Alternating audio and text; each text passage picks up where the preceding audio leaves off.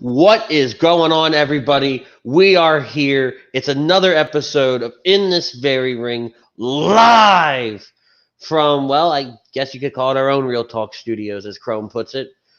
I'm Ritz. My man Butters is here. Oh, yeah. In his goofy, semi-bald hair. Leave the baldness to the professionals, my friend. But today... Hey, it's better than a wacky haircut, okay? Well, at least never mind. I'm not even going there. Today, we celebrate 25 years of playing the game. We celebrate 25 years of being targets of the Cerebral Assassin. 25 years of bowing down to the King of Kings. We celebrate Triple H. Multi-time World Heavyweight Champion, Hall of Famer with Degeneration X, and in his own right, COO of the company, in charge of NXT. I think he's still COO. I don't know anymore. He's had like so many role changes. Some sort of talent, really. High up in the company. Screw it. Exactly. Right. He'll be sitting at the table with Vince every day. I mean, he does, since he's married to Stephanie. I'm talking about the corporate table. Damn it. He does that too, because married to Stephanie. Just saying. But topic of conversation for us here today, Triple H is the next Vince McMahon. Do you guys agree, disagree? As always, before Butters jumps into it, we are brought to you by our doc, Make 'em Yours, Dr. Paul Vidal, Specialized Physical Therapy, LLC. Check them out. 3 locations, Burlington, Cherry Hill, and Princeton. Guys, right now with everything going on, they're doing things a little bit differently, so make sure you get online, specializedphysicaltherapy.com, and give them a holler and see what you can do to get your back fixed, or the rest of you fixed, God willing. And then also, Ambuck Services, check them out in South Jersey. They are your deck and gutter experts. Give them a call at 856-879-5530. Butters, my man, tell me, brother, my brother, Triple H, is he the next Vince McMahon? Yes or no? Next Vince McMahon. Are we talking Vince McMahon is in the, step up and take his place? Or are we talking Vince McMahon is in the stupidity that comes out of his head? You pick. Stupidity that comes out of his head? No. Triple H has a far better understanding, in my opinion, of the business to at least push the right wrestlers, do the right thing, right storylines. Look at NXT compared to today's product in Raw and Smackdown. If you're talking about next in line, yeah. He could, very potentially be the next person to, just step up, take charge of the company, and push it to where it needs to go. Right. See, I have to agree in the fact, but I'm also going to disagree. Yeah. I'm going to we'll start with why I agree, right? Why is Triple H going to be the next Vince McMahon? And you hit the nail on the head. Look at NXT. Look at what he did with, and I have the book upstairs, the birth or whatever of NXT, the true story, whatever the hell the damn thing's called, right? I have that upstairs, and it's a breakdown of how NXT was Triple H's was envisioned. WCW always had the power plant. They had somewhere to go and train talent, even though they never used it. But WWE had nothing. What was the future of professional wrestling going to look like had there not been the Performance Center? Yep. That was the question Triple H posed. What future do we have? How does this company survive? So he's always looking towards the future. Why? Because the future is now. NXT. So I think he is going to be the next Vince. He always looks ahead. He always looks at the bigger picture. But where he's not going to be Vince McMahon is Vince McMahon revolutionized professional wrestling. He took it from, several independent territorial promotions all under the NWA and turned it into a monopoly, a conglomerate, whatever you want to call it, to where he is, without a shadow of a doubt, the leading entity, in professional wrestling. How do you get any better than that? How do you get any better than creating and perfecting something like WrestleMania, the Royal Rumble, SummerSlam. There is no Triple H without Vincent Kennedy McMahon. There just isn't. There's no future. You know what I mean? So I truly, in my heart of hearts, think that, Triple H, while yes, he is the future of the company, he is everything that Vince always wanted Shane and Stephanie to be. And no disrespect to Shane and Stephanie, right? Shane has outwardly said that he doesn't necessarily want to run the company. I think Shane more or less kind of he liked the idea of being the wrestler. I don't think he liked the idea of running the place. So Very good possibility. We got David. I don't mean to cut you off, but David Broska chimes in talking about the Triple H Shawn Michaels rivalry, how it's awesome. And Roscoe, we thank you for jumping on tonight, man. And we're going to talk about some of our favorite Triple H moments as we go through the night. But that rivalry when Shawn comes back, and I think it's 02, SummerSlam at 02 with that non-sanctioned match, that might go down as one of the best things ever, because how do you take two best friends and they go through the reformation of D-Generation X, and in the middle of the promo, Triple H clocks them, and we're off to the races. Without a shadow of a doubt, one of the best moments. But you were going to say something, Butters, before I interrupted you. I was talking about Triple H, Shane, Stephanie. Oh, no, I think I got what I said. Shane, I think, with Stephanie, I mean, she's with Triple H, so, I mean, running the company's, not going to bother her one bit. That's, Because ultimately, let's be real. We all know Stephanie wears the pants in the family. Oh, by far. Absolutely. 100%. But that makes a good point.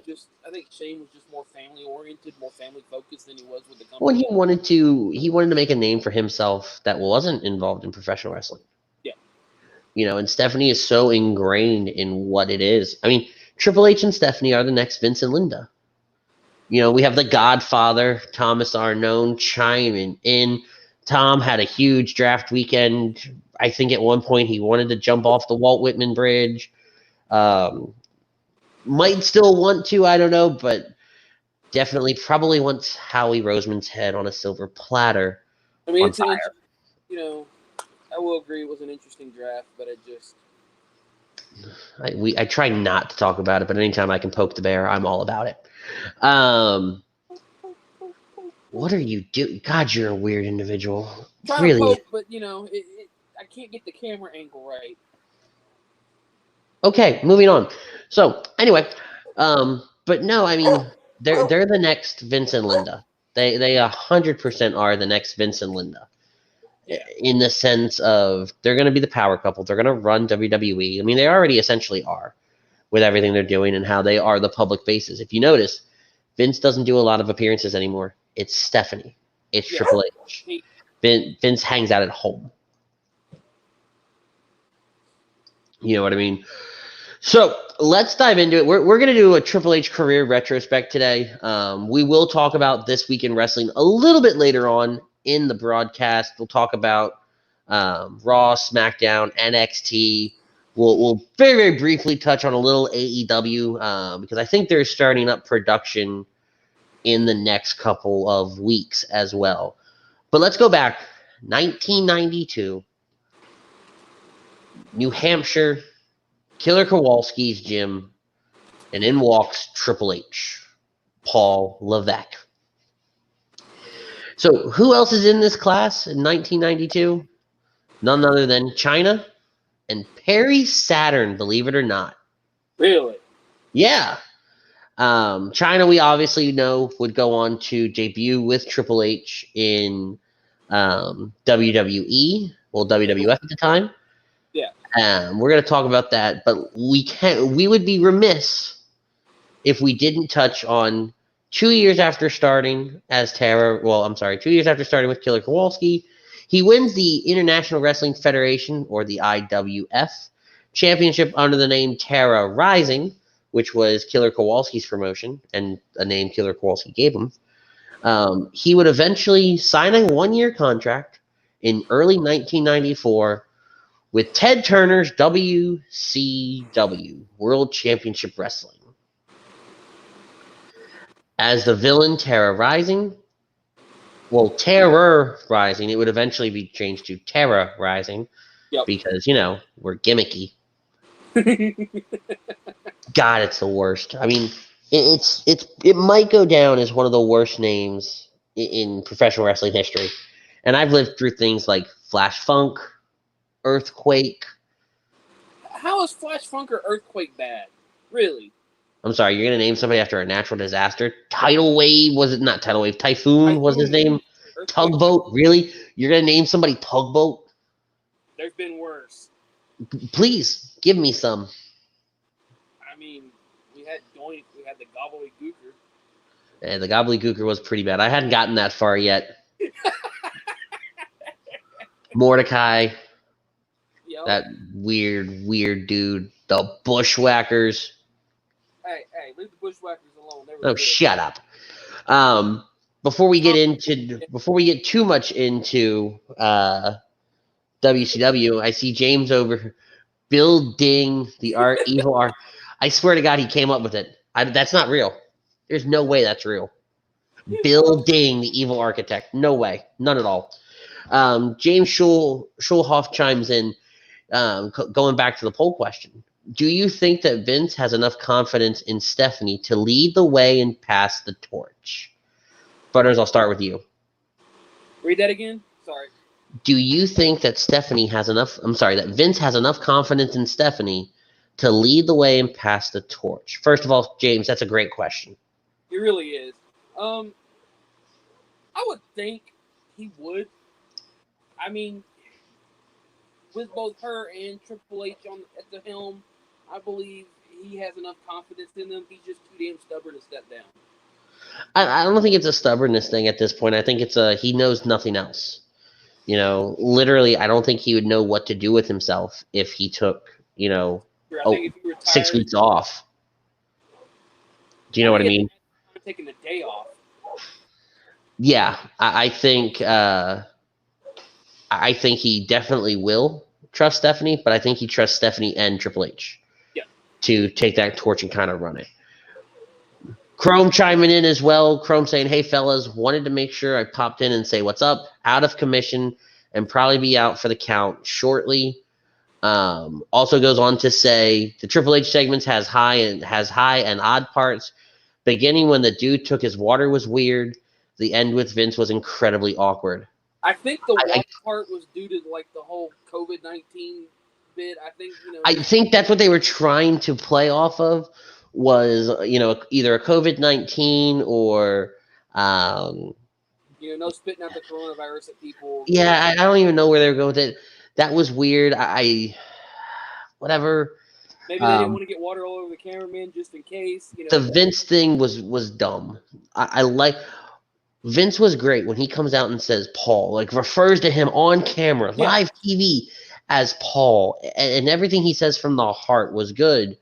But then when he tries to be a heel, like you can't be a heel in this scenario. Like there's no way to do it. You can't do it. You can't pull a Big Show in this scenario. Sorry. A who? Big Show. Yeah, no, you really can't. It comes out all babyface talking to Paul, and then next thing you know, like you said, tries to go all heel on it. It's just like you can't. Big Show pulls off the Big Show. Nobody else can. Sorry, done. Yeah, and Chrome added that the FaceTime segments with Stephanie were great, and like I was telling Butters here, I loved the FaceTime segment with Stephanie because she's calling out Michaels, and the way they shot that was perfect. Once they brought in Once they brought in Flair, it was kind of like, all right. The Road Dogg one was good, but Stephanie's was the best, and they could have missed the Road Dogg one. You didn't miss a whole lot. He kind of just calls out Flair for crying again on TV. Shock. And yeah, Chrome adds that he loves how they highlighted everyone he put over at Mania. Always one of the top Mania matches, and he never wins. I love the fact that he turns around and calls out Shawn. I'm sorry, how many have you won? It was absolutely great. But to dive back in to, WCW, he really doesn't stay there too long. And Chris No. Lentz adds in that the Triple H segment was weird. Absolutely. He doesn't stay there long. He was asked. He's what, a whole whopping about a year or so? Yeah, he's in there about a year. He teamed with Steven Regal for a little bit. And then he meets with Vince. After Triple H's match at Starrcade, though, is when... So Starrcade's not till December. It wasn't until then is where he would leave WCW and join the WWF. How does he come into the WWF? He comes in as the Connecticut Blue Blood, Hunter Hearst Helmsley. Probably one of the funniest things I've ever seen. Until Regal came out and made it so much better. Like, Hunter Hearst Helmsley, in my opinion, was like... And mind you, I saw Hunter Hearst Helmsley before I knew of Steven Regal and Lord Steven Regal and all that. But was Steven Regal in so many different ways. That lordship and the... how he's the Connecticut Blue Blood. He's better than you. He's better than everybody. Fight me. Oh. Like, you literally hated him. You were brought up to hate him. That snobby Woodlandite attitude. I mean, what? Ooh. Thank God nobody there watches it. And then we move on a little bit. Obviously he does the hog pen match at In Your House 5 Seasons Beatings with Henry Godwin. Nothing really special those first little bits, but 1996 is where he really starts. He gets he gets Sable as his valet, which Chris refers to earlier. At WrestleMania 12 after his loss to the Ultimate Warrior.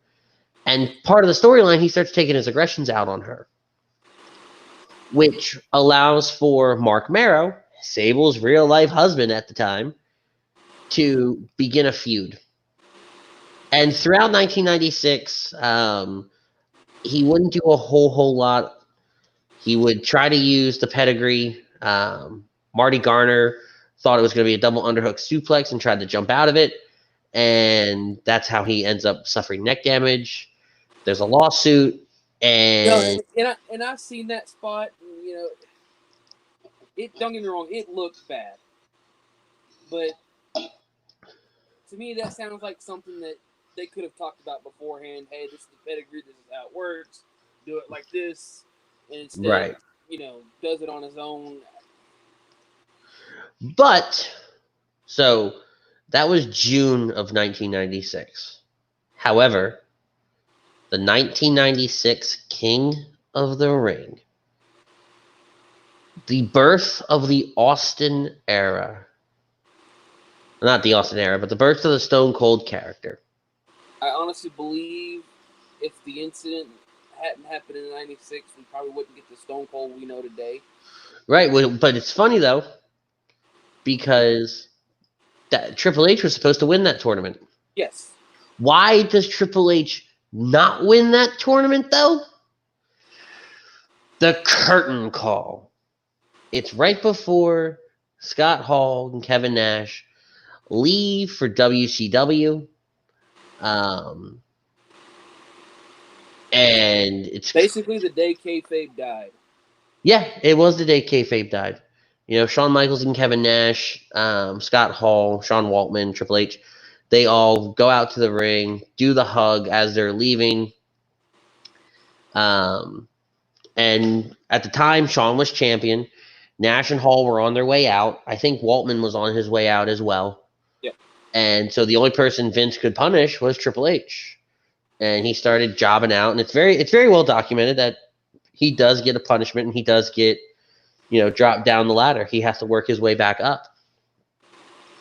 But eventually, he ends up getting Mr. Perfect as his manager, And on October 21st, he wins his very first WWE title, the Intercontinental title. China debuts shortly after WrestleMania 13. Wins the King of the Ring in 97. But then we get into the fun stuff. What happens in 1997, Butters? D-Generation X. The formation of D-Generation X. Tell me, Butters, do you have, and I'm talking early D-Generation X. This is just Triple H, Shawn Michaels, and Chyna and Rick Rude. Do you have a favorite moment? I don't know. What up, Pete? Greg says he agrees to the bowl. It's so early. My mind is just blank right now. So for me, it has to be all their interactions with Sgt. Slaughter.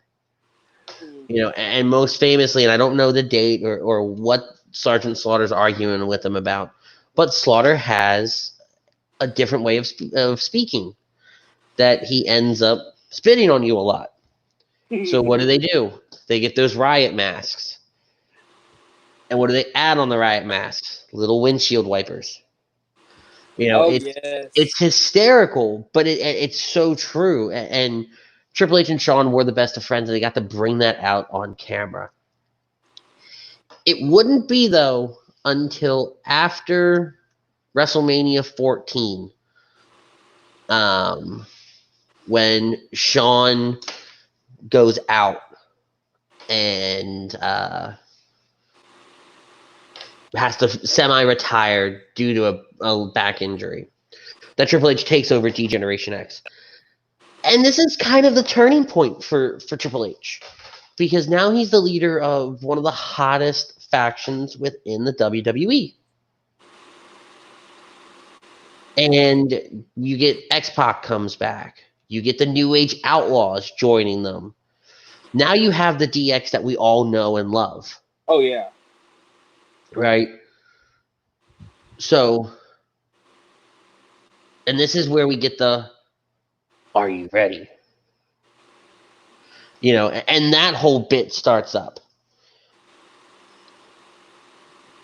And he wins his first WWF title. Actually, he doesn't win it for a while. He does but there's a lot of stuff being done with the corporation. You know, and Chris brings up his marriage to Stephanie in Vegas, which we're going to talk about here in just a moment. You know, the back and forth, where is he going to join DX? Is he not going to join DX? And then rejoin DX? Is he going to turn on them, join the corporation after Chyna does it? And at WrestleMania 15, he betrays X-Pac and helps Shane win the European title. Retain the European title and join the corporation.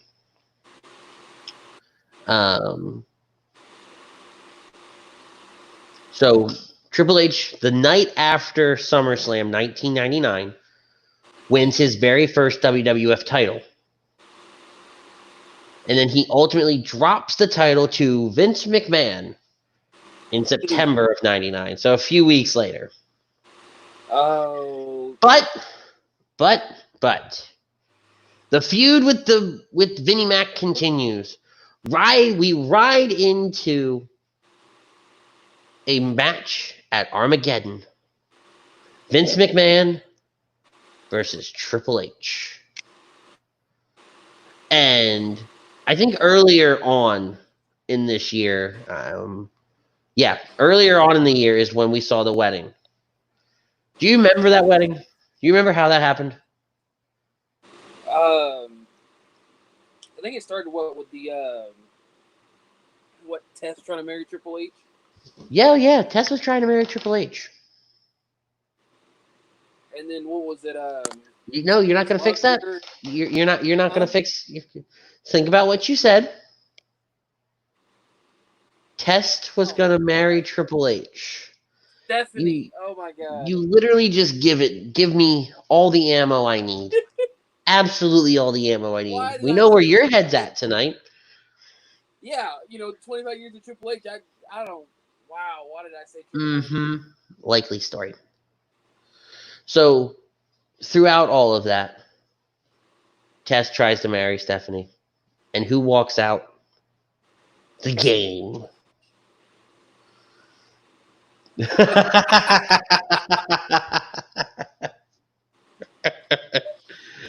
What would that be? Cest? Ew. Oh, ew. No. Yeah, that came out so wrong, buddy. Oh. Ugh. Um, mental images that I could never, ever, ever need for the rest of my life. Oh, I might have to bleach my eyes. Because of his feud with Triple H, with Vince McMahon, is why he did it, right? It wasn't at Test. It was a shot at Vince. Yeah. They get married in the Tunnel of Love in Las Vegas. And at the Armageddon pay-per-view, Stephanie turns on her father, sides with Hunter. And what do we get? The McMahon Helmsley era. Oh, yeah. This is also where we get the first time in January 2000 that he refers to himself as the Game. And Jim Ross would call him the Cerebral Assassin. So now, by this point, I'm fully engaged in WWE. The McMahon-Helmsley era is probably the first time that Mystery Match Switch Legend Field Mass Quadrant says hi. They're watching us over on YouTube. Well, howdy, sir. But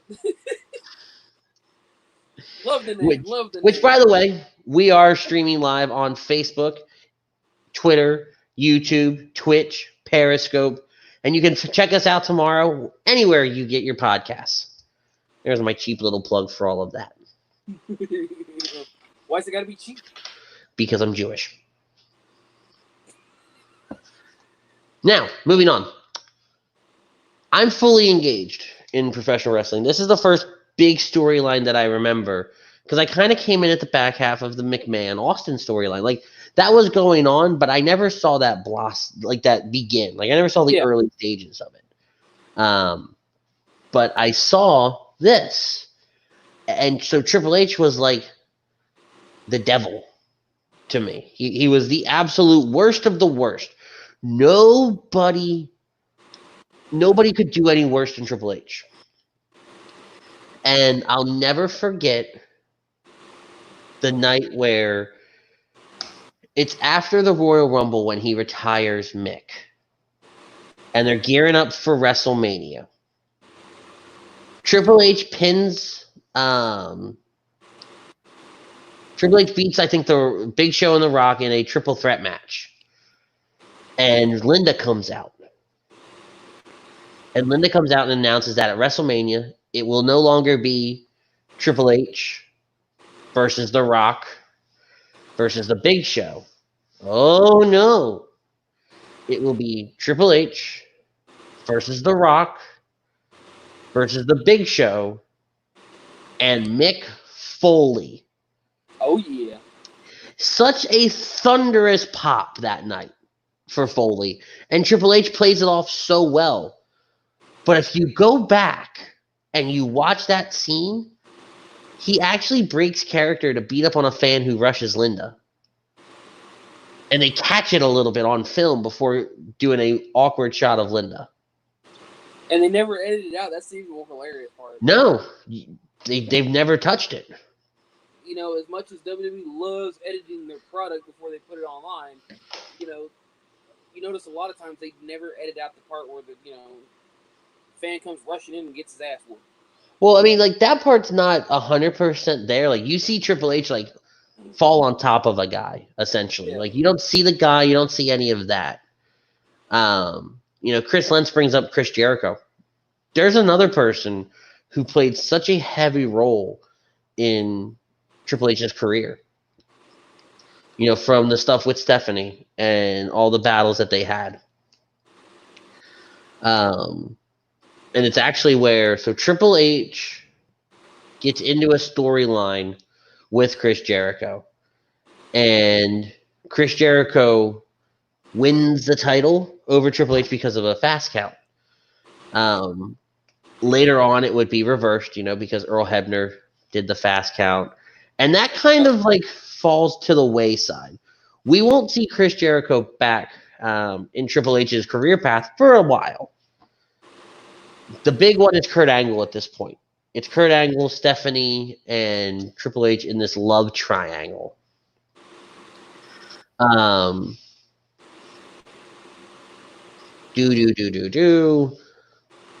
blow from McMahon to Angle saw Triple H win that feud.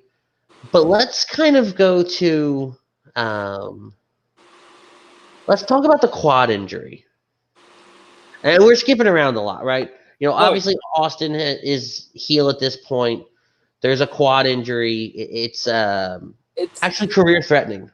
Yeah, it happens during a tag title match. Him and Austin, one-man power trip, have the tag. Two-man power trip. Two-man, okay. Why did I say one? Because you've got men on your mind? I don't know. How does saying one have men on Did you have one man on your mind, Triple H?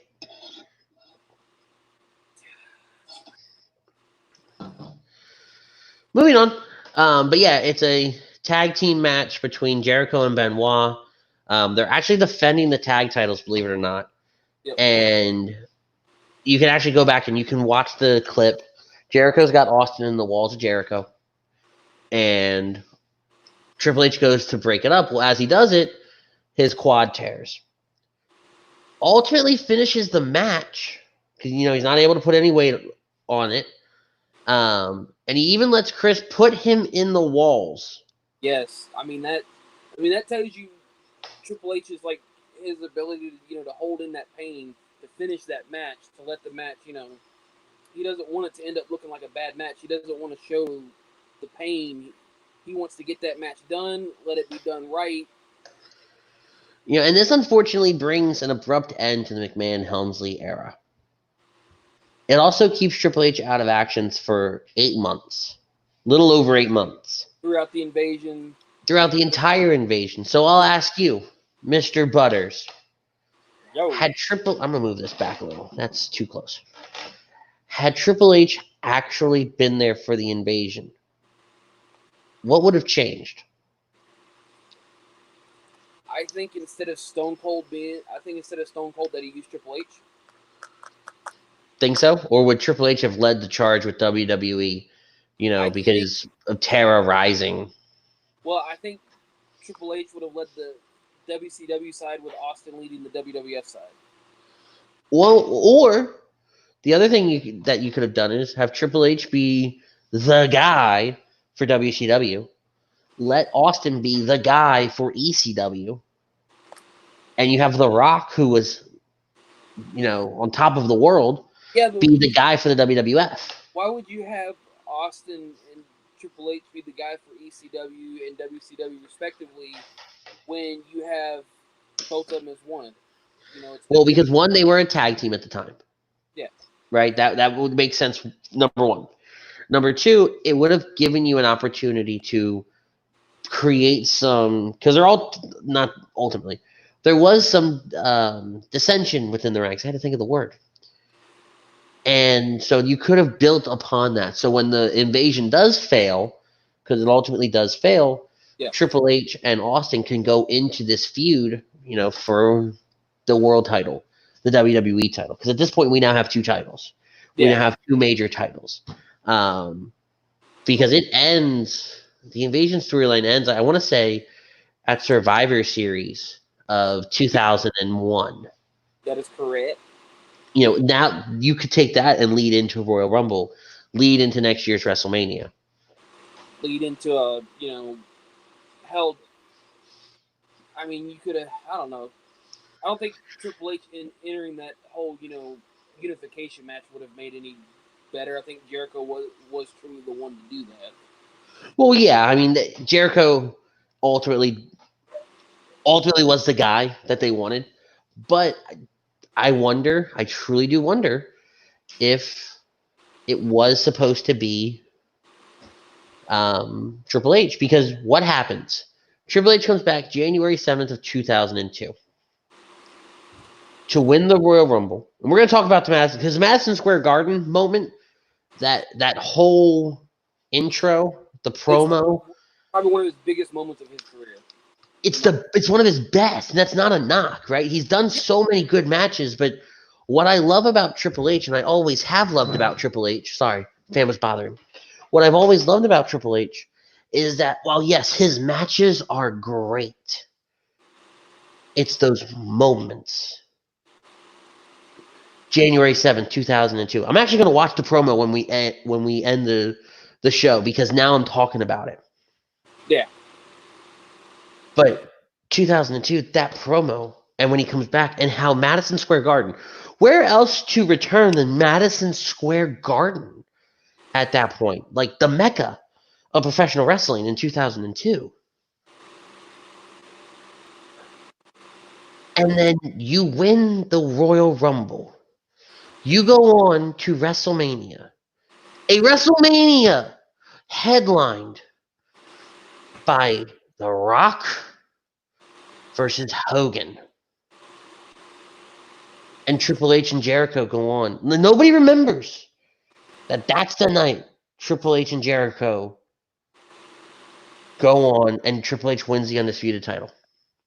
And that was a good match, too. I mean, but like you said, nobody remembers it. It got overshadowed by The Rock versus Hogan. Right. So my question, though, and not even my question, it goes back to my question. I think Triple H was always supposed to be the guy. Yeah. The guy to take that Undisputed title and make it what it was supposed to be. How do I word this? Other than the fact that he came back to such a huge pop and he was on top of the world when he came back, why not? Why not bring him in, make him the Undisputed Champion? You knew that you were acquiring WCW when Triple H goes down, right? I think he goes down a month before it got announced. Yeah, he went down right close to the end of May 21st. Yeah, May 21st is what I have. Jake Friel chiming in. What's up, gentlemen? I agree to the poll. You guys can check Greg. Not Greg. He's gonna hate me for that. You can check Jake out every Saturday on the weekly roundup. God knows what time he goes on. I don't think Jake knows. But he holds the title for a month, and then he loses to Hogan. Yes. And this is. I think this is a way for Hogan to get another title run, but I think it was a way for them to transition it to Lesnar without making Triple H look. Well, not even that, right? This is where you start seeing, like, Triple H was good from 97 to 2001. But when he comes back in 2002, he's great. That's like I said, we see a whole new version. You see a totally different Triple H. Better version, in my opinion, just elevated straight to the top. He gets rid of the whole him and Stephanie thing ends on screen. And then Shawn returns. And shortly thereafter is where we get Triple H turning heel at the DX reunion, and sets up for that unsanctioned match at SummerSlam, which we were talked about in the beginning of the show. So now this is kind of where we start talking about Evolution. And again, I'm probably missing a lot, right? But I'm not going to go week by week, other than, hold on, I just saw it on my screen. Talk about it. You want to talk about it? What, the handed world title shot? Or the handed world title? Go ahead, talk about it. I don't know which one you're referring to. When Stephanie exclusively signed Brock to SmackDown. Oh, yeah. Left Raw without a champion. So I do remember that. What did Bischoff do? He brought out the big gold belt, my favorite belt of all time. Yeah, the belt sucked. You suck. Bite me. September 2nd, 2002. Bischoff hands Triple H the title. No tournament, no nothing. Just Triple H, here you are. You're the champion. That's kind of how Bischoff did things, though. if you want to get real technical. But I mean, it's set up for great, greatness to start with. Eventually, getting into what you said, evolution. But how dare I forget? How dare I forget Yep. about Katie Vick? God, did I realize I forgot about that one? And as soon as you said how I bring it up, I said, "Oh boy, he's bringing her up." Well, I mean, I know it's probably one of his most controversial storylines. it's not even one of his most controversial because we know it is, right? But it's kind of one of those things where you look back on it and you go, "What? What?" Like, we're not even in the Attitude Era at this point. Like, this isn't even really Ruthless Aggression either. This is that weird time between figuring that the fuck out. And he has sex with a mannequin in a casket. What? And then the Hurricane, yeah, I said it, the Hurricane, responds the following week with footage of Triple H getting an enema. Enema, Whatever. Enema, dear Jesus. Shut up. Sounds like you're calling me anemic. Well, I mean, but, like, I really want to know who just... Sounds like a Vince McMahon storyline to me. No, it doesn't. No, because Vince wasn't off his rocker at that point yet. Like, that literally has Bruce Pritchard written all the fuck over it. Bruce or Oh, I'd say Vince Russo, but he was fired. Lots of fired. Was he at that time? Well, yeah, because Vince Russo was with WCW, and he killed WCW. He killed Yeah. TNA. TNA wasn't around at that point, 2002. Doesn't matter. He killed it. He killed it. Vince Russo is the Black Plague of professional wrestling. Change my mind. Oh no! I will totally agree on that one. That Bastard. dude could sit at home for the rest of his fucking life for all I care. He does. Well, he doesn't shut up, so I mean, he could sit home and shut up all day. I mean, Neither do you.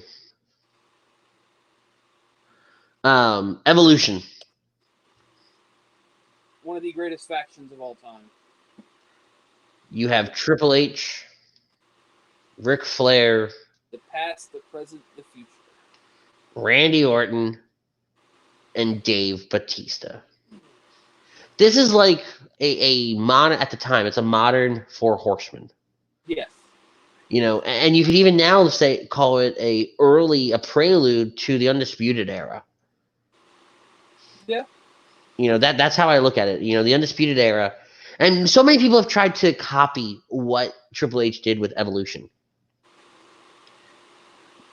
But really the big success was the fact that Randy Orton and Batista came out of that huge stars.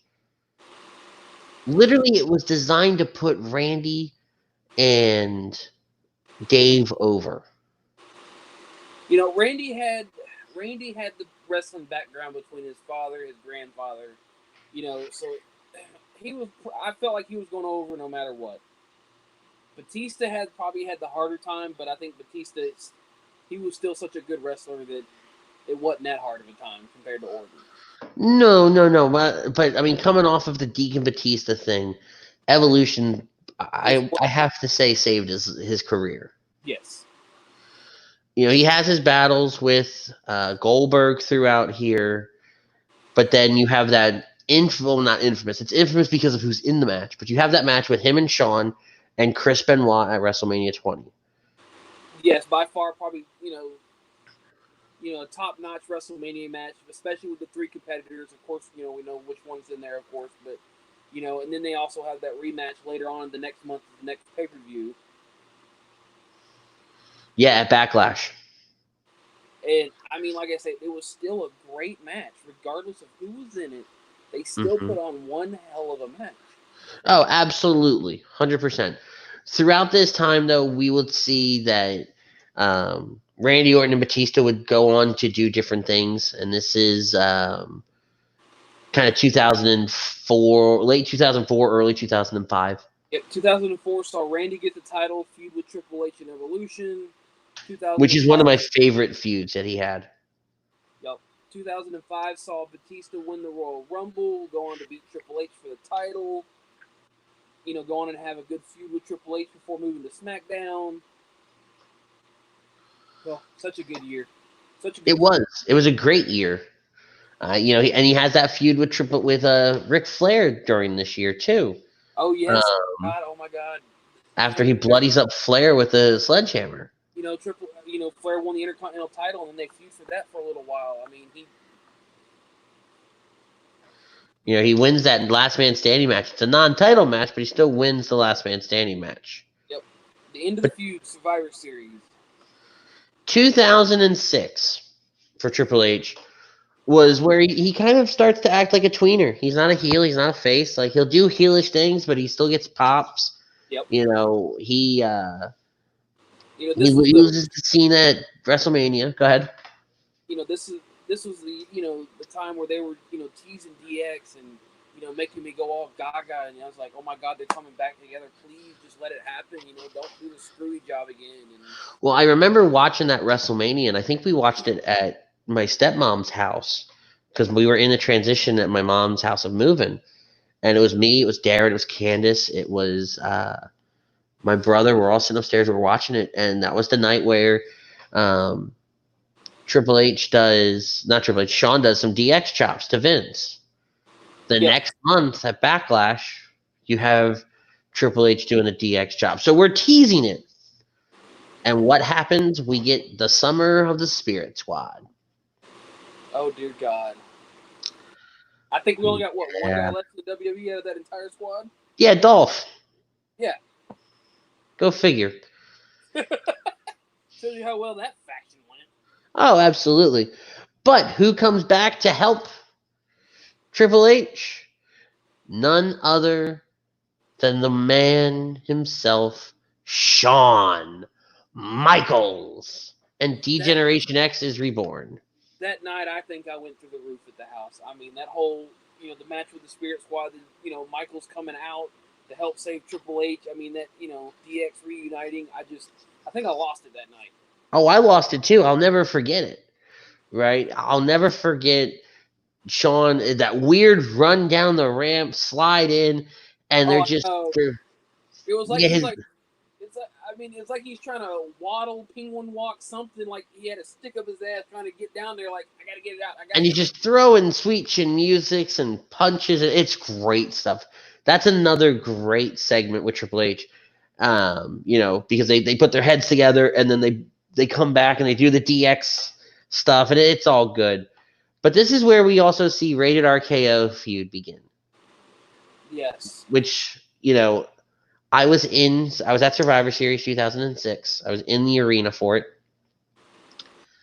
And that was the first time DX had come out, like, that I had seen them live.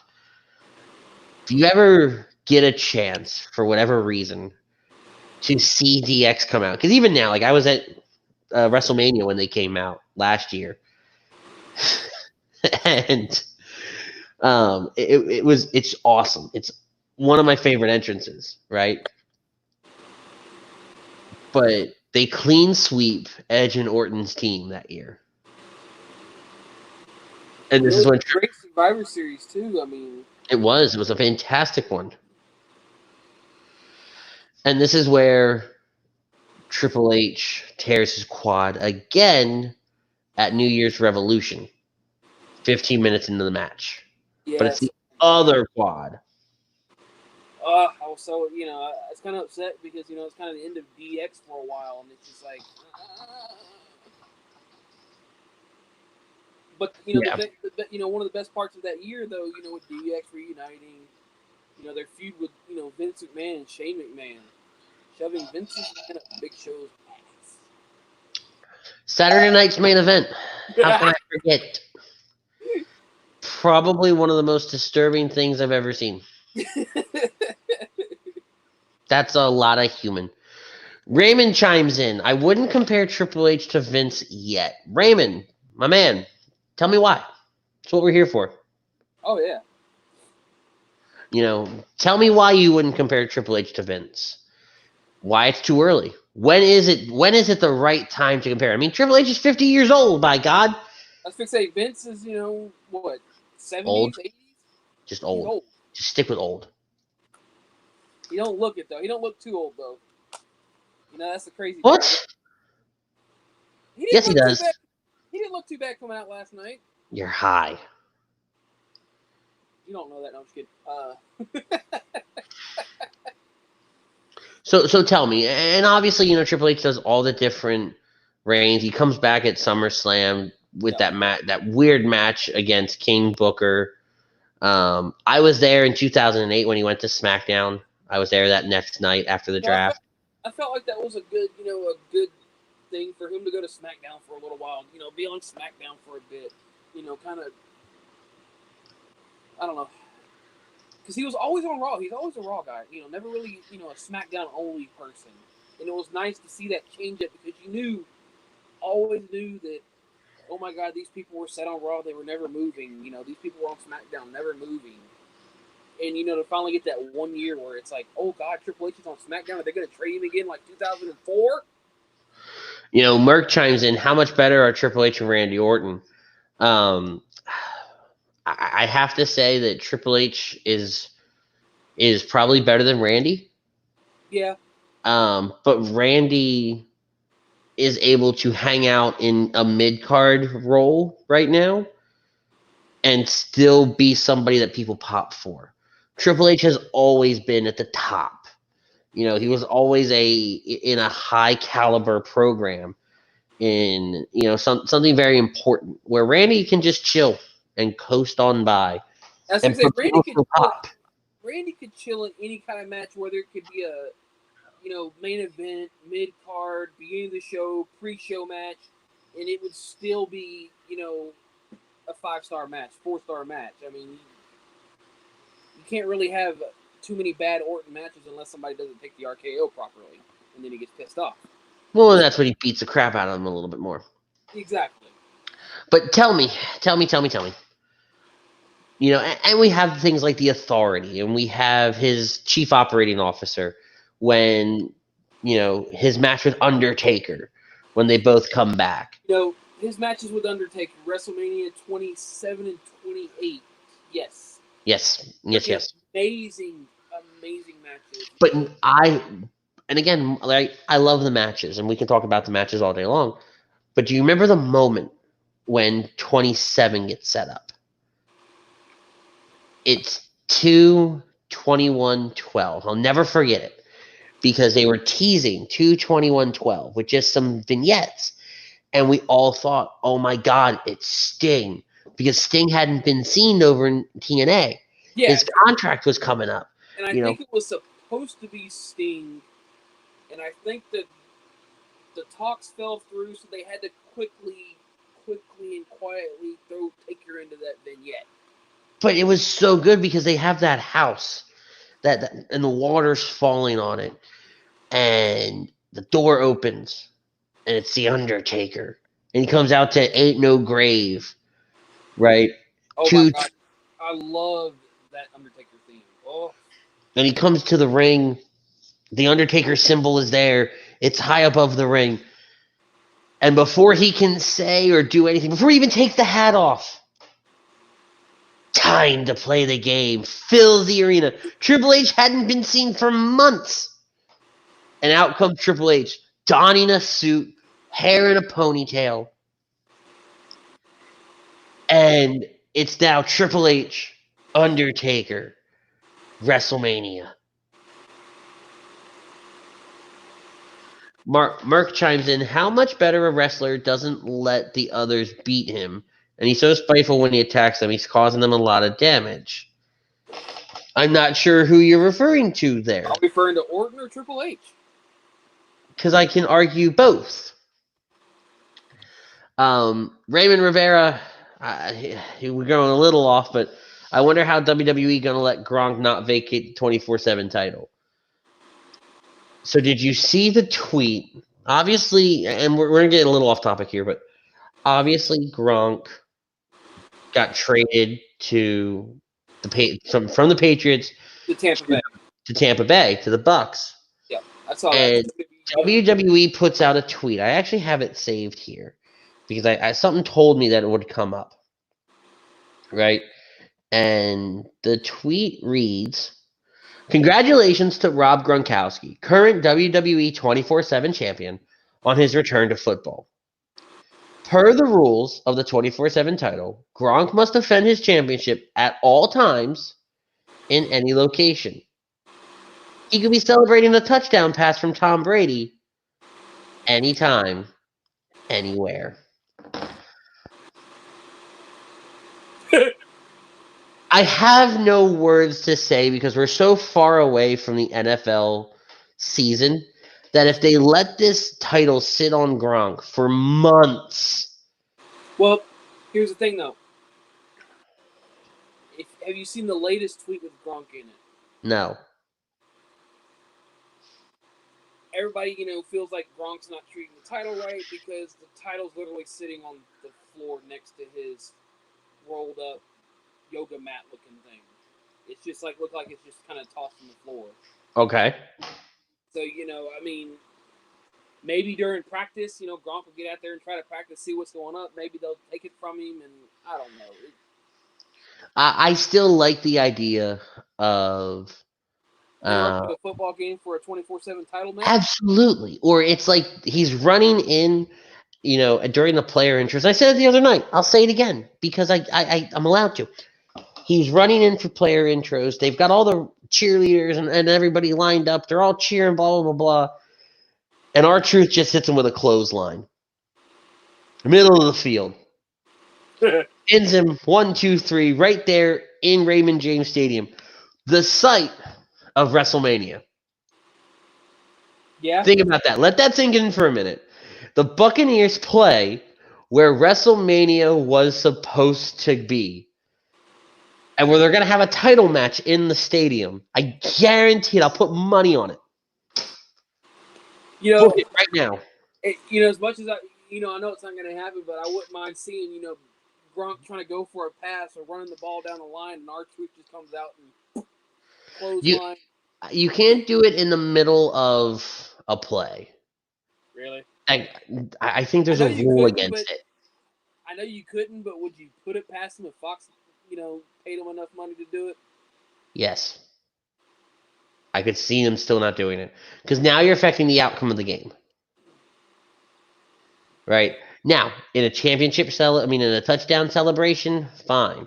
In player intros, fine. During halftime, fine.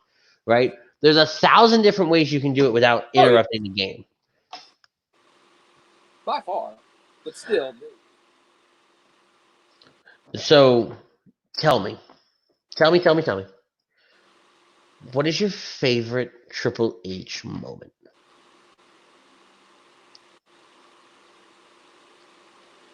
I would have to say his mid-2000, DX moments, period, As much as, I like all the other stuff, his return, his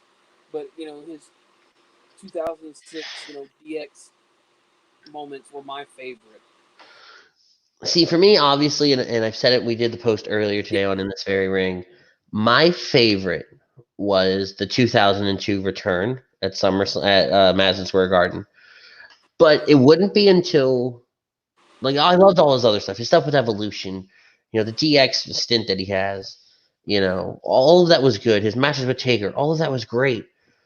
But it's 2000, it's in the 10s, right? Mm-hmm. It's later, I think. It has to be because he's in the suit at this point. And they're doing a DX thing. And Triple H, it's after Raw. It's after SmackDown, Raw or SmackDown or something like that. Sean's there. Triple H comes out in the suit. They do a DX thing. They're telling Dallas wants WrestleMania.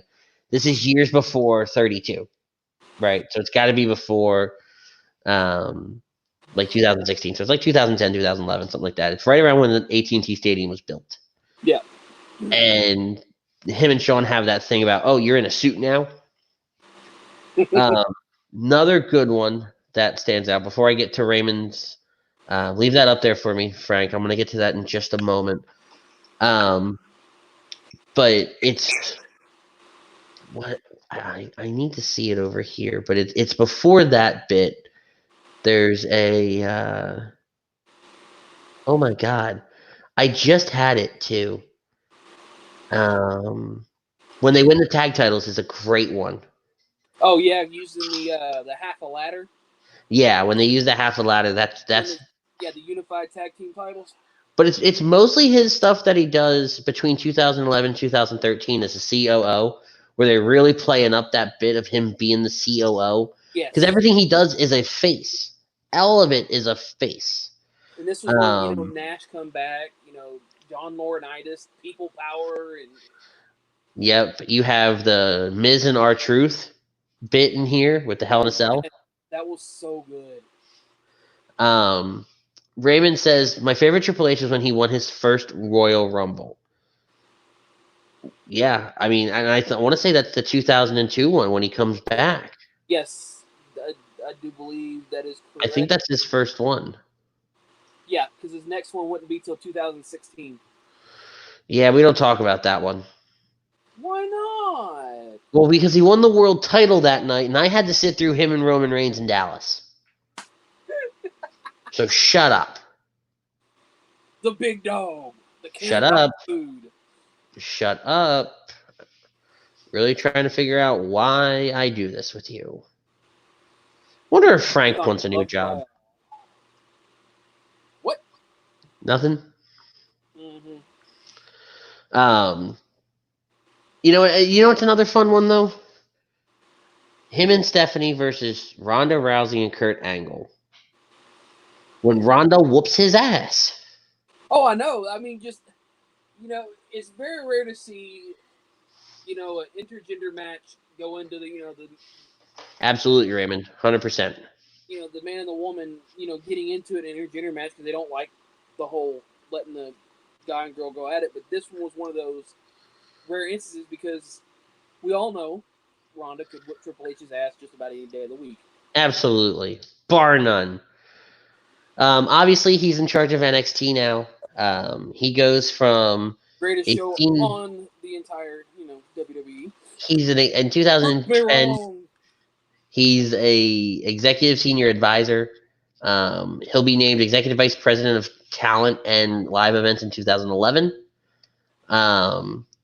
He develops NXT in 2012.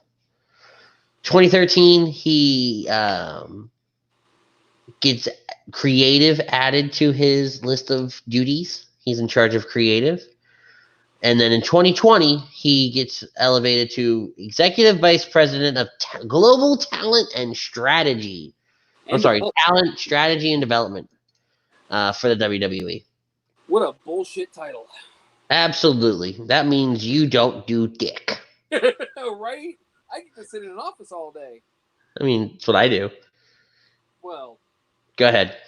Try and say something. I mean, you're not running a multi-million-dollar company, though. You don't know that.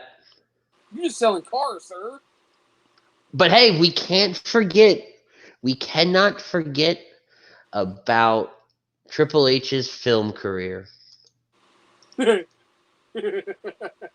He starts in 2004 with Blade Trinity. Good movie. Solid movie. He's in Relative Strangers in 2006. Have you ever heard of this movie? No. Me neither. It apparently has Danny DeVito, Kathy Bates, Ron Livingston, half these other people I don't even know. But Triple H and Batista are in it as professional wrestlers. Hey, The Chaperone wasn't half bad. Oh, shut up. The Chaperone sucked. I watched it. It was not half bad. It wasn't great, but it wasn't that bad, okay? Raymond likes when NXT invaded SmackDown before Survivor Series. I actually watched that a couple nights ago. I knew we were doing this show, and so I was going back and I was watching some of my favorite clips, and that one came up, and I forgot that Triple H and Shawn were there, because if you watch it, if you don't catch one with the .com exclusive, It ends shortly after Keith Lee destroys Montez Ford with a spirit bomb. Then you've got Braun and Keith Lee, squaring off. That's a great moment, though, Raymond. Great moment. Scooby-Doo WrestleMania Mystery in 2014.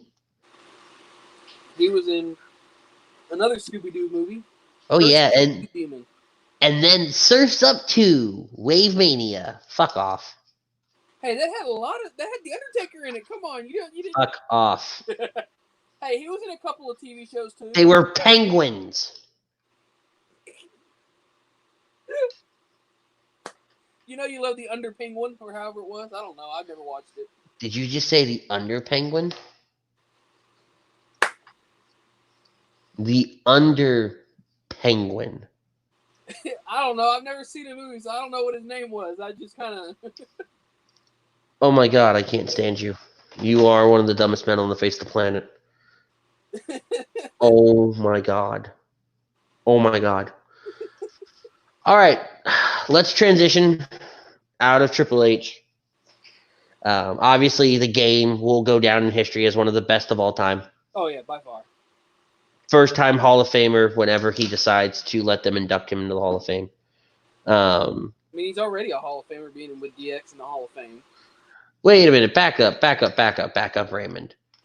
Triple H didn't defeat Lesnar at WrestleMania 29, was that? Oh, that's right, because it was Punk and Undertaker. No, you're right. You are 100% right. It was Brock Taker at 30. Right. Is what you're probably thinking. Not necessarily, but I forget about the Triple H Brock match at 29 because the Punk Triple H match, the Punk Undertaker match stands out for me. Yeah. Stands out probably far better than, Triple H Taker. Absolutely. Brock Lesnar. Why the fuck did I say Taker? Well, because you're dumb. Yeah. Not a lot happened this week in wrestling. You get some storyline movement with Drew McIntyre and Seth Rollins, Zelina Vega and her crew. You get some more Money in the Bank qualifiers. Right. Aleister Black defeats Austin Theory. I kind of hope he wins this one. I do too. I truly do too. Shayna Baszler breaking people's arms left and right. But hey, don't forget, Bobby Lashley flipped a tire. Oh my God! Morons. Mark Henry, world's strongest man, could have, what did he pull trains, planes, automobiles? Oh my. Apollo Crews defeats MVP. Liv defeats Ruby. Did you get to see the Ricochet Cedric Alexander tag match? No, I did not. You need to go back and watch it. It was really, really good. So I hear. Ray defeats Murphy in a Money in the Bank qualifying matches. Murphy should have won that one. Why? Why the hell do you have Rey Mysterio in Money in the Bank? The dude gets well, because he can do flippy stuff. Huh? He can do flippy stuff. So could Murphy. He do better flippy stuff. Ray's gonna do one flip and go, I'm injured. Like, seriously. For some reason, Charlotte Flair defeats Caden Carter.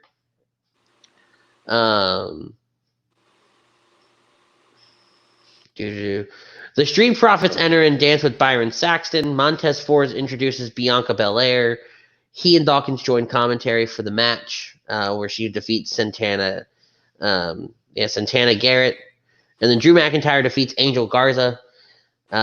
Drew obviously takes out Garza and the rest of those idiots. I like what they're doing with Zelina Vega and this little group of Andrade, Angel Garza, and Austin Theory. She's making her own little stable, it seems like. It is. She is. She 100% is.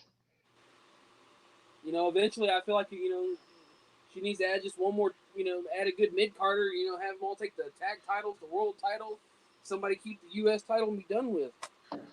Yeah, and Raymond's point, Murphy's being overused. I think putting the tag titles on him and Rollins was a mistake. I think taking him out of that cruiserweight picture was a mistake. He needs to be going after Andrade. Yeah, U.S. title. Put that U.S. title on Murphy. Let Seth get the... No, well, all right, take that back. Let Seth be in the world title picture. Let Murphy be in the picture for the U.S. title. But not a lot from Raw. They're gearing up for... They're gearing up for this interesting Money in the Bank. Yes, which I hope we get more info on later. So are they going to start at the garage? Are they going to start at the first floor? I mean... I think they start in the lobby. I would hope they start in the garage, honestly. Yeah. Oh, come on, think about it. You start in the garage, break a few cars, get up and, take the elevator up to the lobby. I mean, kind of go from there. Archers try to find a helicopter to get to the top. Shut up. Did you watch the video package between Gargano and Candice LeRae? No, I did not. Oh my God, go watch it. It's fantastic. It's greatness. I did see the picture of them sitting at table eating with the cup in the middle. And Candice's hair is different. It's so good. Raymond Rivera, I hope the Forgotten Sons win the SmackDown tag titles. Raymond, no, Butters. I'm taking this one. I agree with you, though. Oh, I'm crucifying both of you. I'm absolutely crucifying both of you. Raymond, I like you, buddy. I like the fact that you've been sticking around with us all night, and you've had great comments until that one. No. Did you see that segment on SmackDown with the Forgotten Sons? I can't watch the Forgotten Sons. They're cringy. No. You have to watch the segment, okay? That was a damn good segment. Just because you have one good segment doesn't mean you deserve to win the SmackDown tag titles. Matches in NXT, they're coming. That sucked. It doesn't mean they're gonna go straight to the top of the tag division. Raymond wants them to win the damn titles. Yes, and so do you. You said you agree with them. I do. Doesn't mean I want them to win them right away. Then say that. Because no, stop. Everybody stop. Dear God, no. Don't ever do that again. The Forgotten Sons at this stage should never, ever touch the tag titles. I couldn't care less about them. Absolutely couldn't care less. Raymond says, I'm not saying they are. I just want them to be good and not overused. Fair. That's fine. I'm okay with that. I don't need them winning the tag titles. I just don't. But then I'd also like to see, Heavy Machinery get a tag run, for a little bit. Well, don't mess up this Mandy Otis thing. Oh, I'm not. Which they're going to win their Money in the Bank qualifiers. There's going to be some... No. So? I think so. Because there's going to be some shenanigans during Money in the Bank with them having to fight through the different floors or whatever. I think it could be very entertaining. Either way, Mandy and Otis are the best. When are you going to find your Mandy? We're not having this conversation. You keep talking about it. I mean, come on now. Because it's Mandy Rose. Wouldn't you keep talking about it? Oh, yeah. By far. They talk about Flair versus Mia Yim. More of the inner NXT Cruiserweight Championship tournament. The masked men that have been abducting all these Cruiserweight talents get fought off because Phantasm decides that he wants to fight them off instead of just blindly going.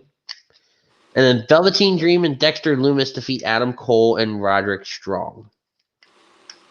What is your take on the whole Drew Maverick thing?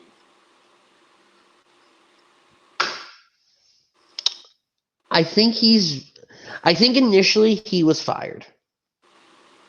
And then he does that video. I don't think the video was meant for anything other than his true feelings from his heart. Yes. But I think it got so much I think traction. Yeah. That they may adjust things and they may bring him back. I was say, do we see an underdog story? Do we see, because they let him finish, they let him come into this cruiserweight thing, let him, do the 3 matches. Could WWE, can they actually pull it out of their backside of saying, if we don't let him win, we're in the wrong. If we do let him win, his firing, everybody calls, his firing a joke, said it could have been a work, is it a win-win, lose-lose situation, or? No, I think it's, you had a plan. You have to get rid of him. He does another thing. He does the video, and you're in a kind of place right now where they're gonna see how it plays out first. I wouldn't be surprised if some of this had already been taped ahead of time, not knowing what they were going to be doing. Yeah. Raymond chimes in. He goes, Roman Braun's going to happen later this year. He thinks Roman's going to win back the Universal title. I think that's the plan. I truly do. I 100% agree with that. My concern is that it's not going to happen this year. And it's not going to be Roman Braun. It's going to be Roman Bray. And I think it's going to be once this COVID stuff falls over to the wayside. I don't think you see Roman again until they have a vaccine for the COVID. That or, everything goes back to normal, which right now we don't see it going back to normal. But define normal. We're not going to have this argument, right? But define normal.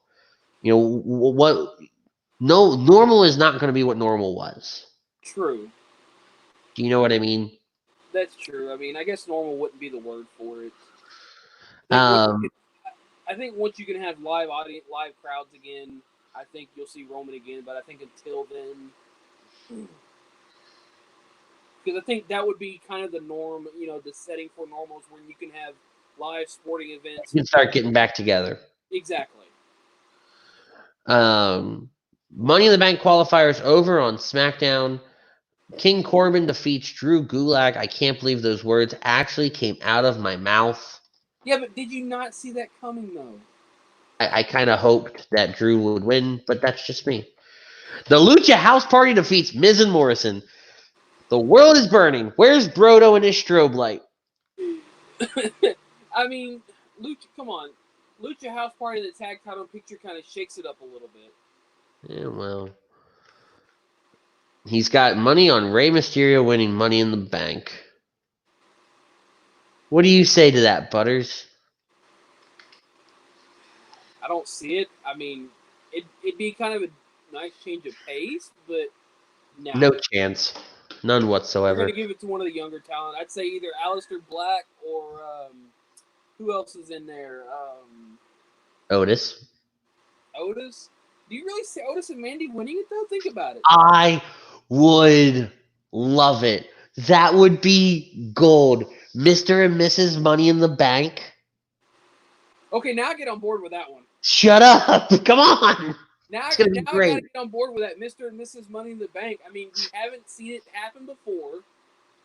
God, that would be an interesting thing to see, but would you actually really see Otis winning the WWE title, though? No. I mean, and Raymond, take the fun out of it for me for a moment.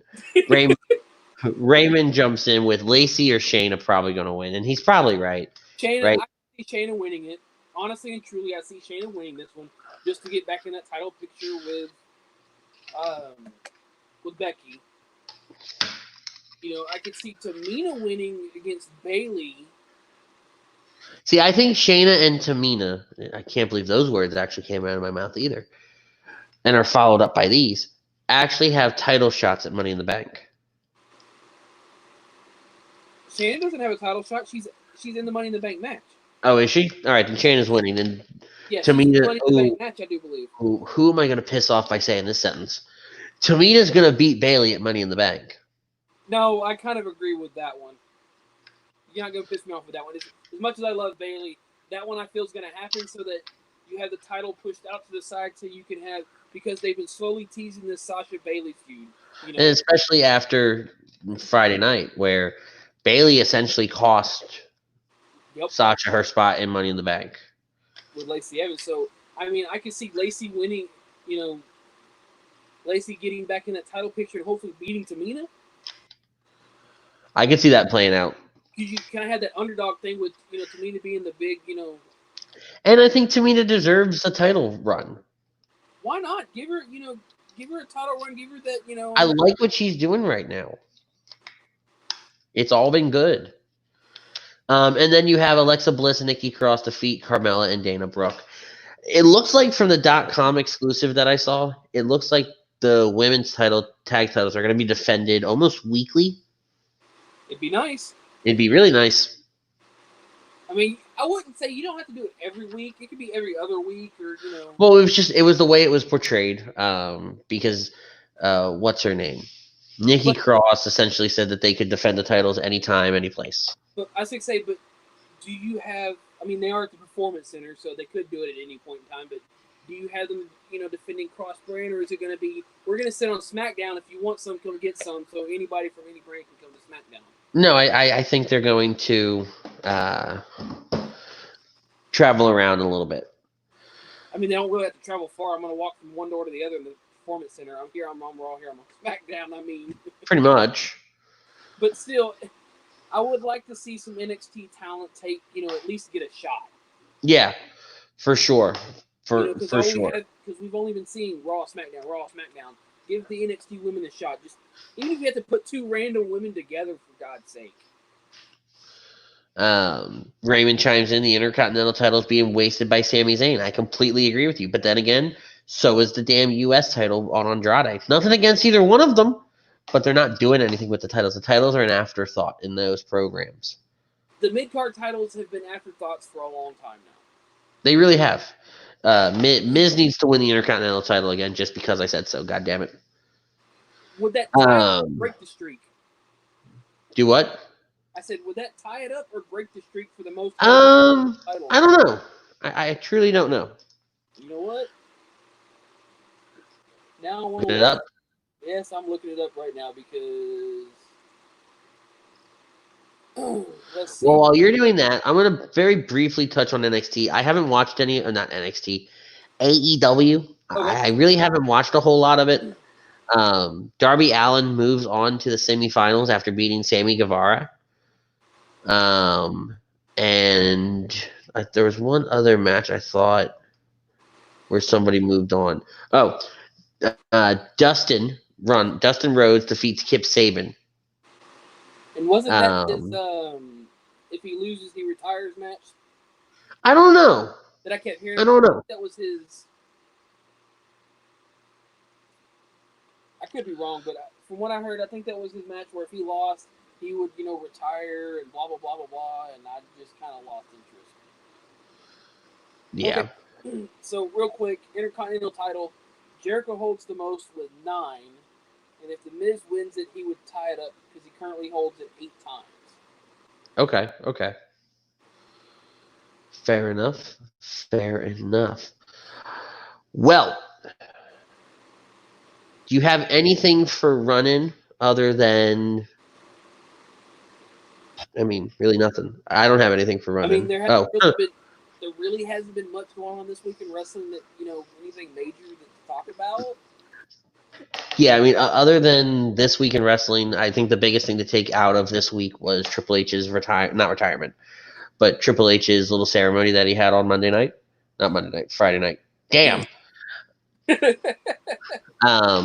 Next week we will be back for next week. Next week, I believe it actually is going to be a preview show for, let me look real fast. No, I'm sorry, May 10th. So next week is our last show before Money in the Bank. We'll talk Money in the Bank. We'll get ready for our pre-show the following week. This week on Lazy Booking, though, they do have an interview, and I know the guy's name. For the life of me, I can't remember, though. Hold on, let me look. Chrome told me. Hold on. Chrome, if you're here, tell me who that interview is with real fast, but it's back here a little bit because we really haven't been in. Oh, Matt Tremont. Matt Tremont, king of the death match, is going to be on Lazy Booking this week Big interview for them. He's big in a lot of the indie scenes. He's big with death matches, CZW, a lot of northern promotions. His stuff is not for the faint of heart.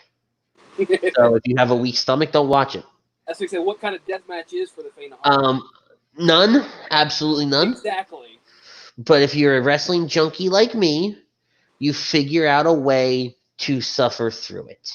Oh, and some of it is suffering because some of it I've turned off, but most of it is enjoyable. When they start a few death matches without cringing, I mean, it's, don't get me wrong, it's some cringeworthy stuff, but I mean, it's not When you start dealing with the fluorescent lights, I'm out. All it is whacking somebody with a glass tube over the head. Woo! No. I'm talking about like falling several feet into them. I'm out. Like, I'm sorry. That barbed wire. Okay, the barbed wire kind of sets the limit. I mean. Yeah, no. The glass shards on the ring mat, no. Fuck off. What about tacks? No, absolutely not. Like, Mick Foley? Tacks are only the second worst thing that you could ever put in a ring. The first is Legos. I mean, you're an absolute bastard if you put Legos in the ring. Tacks is a second, and barbed wire. I swear to God, somebody has actually done that too. That's why I say it. I've seen it.